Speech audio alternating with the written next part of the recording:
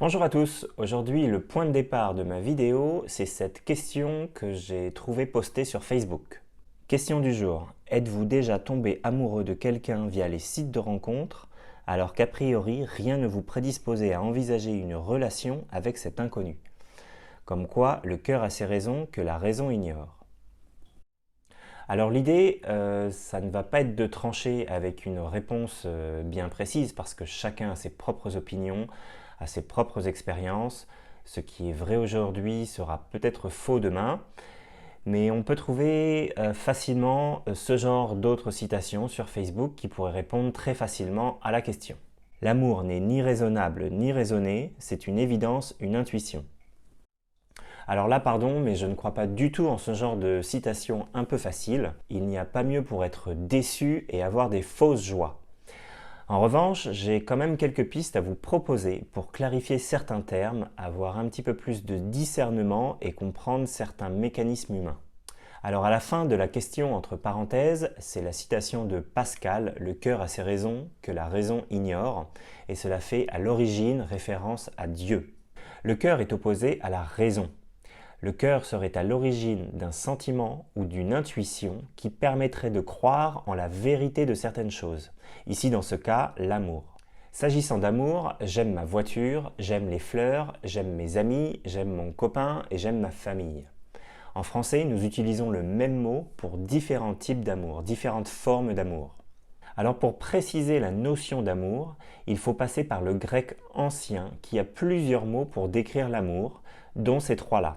Eros, philia et agapé. Eros, c'est le désir charnel, le plaisir sexuel qui est lié à la libido. C'est un amour très puissant et direct. C'est te quiero, comme pourraient dire les Espagnols, je te veux.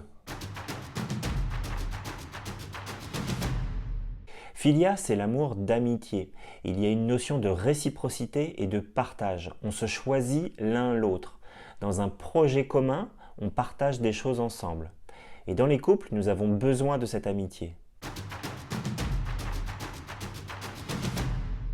Agapé, c'est l'amour sans condition. Ne rien attendre en échange. C'est complètement gratuit.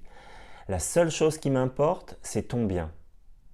Alors dans les couples, c'est assez rare. Quand on en arrive à ce stade, c'est le summum de l'amour. C'est ce qu'il y a de plus beau et de plus fort. Et plus on aime de manière inconditionnelle, plus on est dans la joie. Dans toutes nos relations, il y a un petit peu de tout.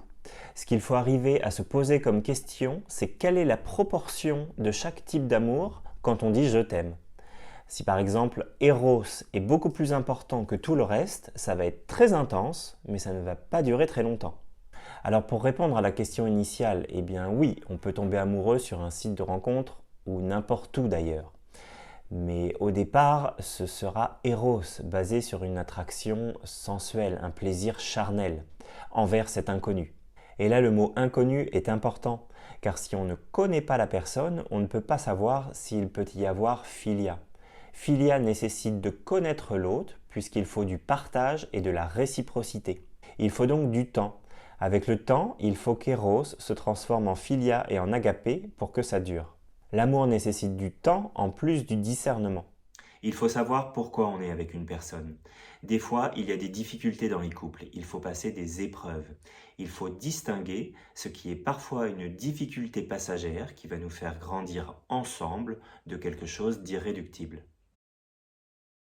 L'amour est une joie qui accompagne l'idée d'une cause extérieure. Spinoza nous dit que l'amour est une joie, c'est l'expérience de la joie. Mais la force de cette définition est dans le mot idée. Cette joie n'est pas associée à la personne elle-même, elle est associée à l'idée de cette personne, l'idée que l'on se fait de cette personne. Et ça change tout.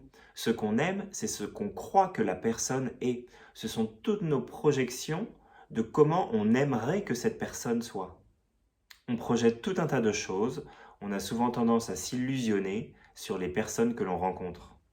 À travers nos sens qui nous rappellent ce que l'on a vécu dans le passé ou notre petite enfance, ce sont aussi des souvenirs conscients ou inconscients qui entrent également en jeu. C'est un peu le goût du paradis perdu que l'on cherche à retrouver en pensant que cela nous rendra heureux. Et c'est comme ça que l'on se crée des fausses joies. Spinoza nous dit que ces fausses joies, basées sur des idées inadéquates, se transformeront en haine ou en tristesse tôt ou tard. On croit souvent qu'il y a tromperie sur la marchandise, alors qu'en réalité, on s'est fait une idée inadéquate de la personne. En plus de ne pas vraiment connaître l'autre, chacun va vouloir cacher ses zones d'ombre et ne montrer que ses bons côtés.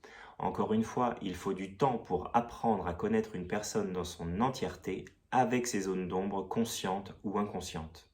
Pour conclure, le cœur a besoin de la raison et la raison a besoin du cœur. Les deux ont besoin l'un de l'autre. L'amour, c'est une connexion entre le cœur et la raison. Je vous laisse méditer là-dessus, mais dites-moi ce que vous en pensez dans les commentaires de la vidéo. Abonnez-vous à la chaîne si vous avez aimé la vidéo et activez la petite cloche pour recevoir la prochaine. À très bientôt.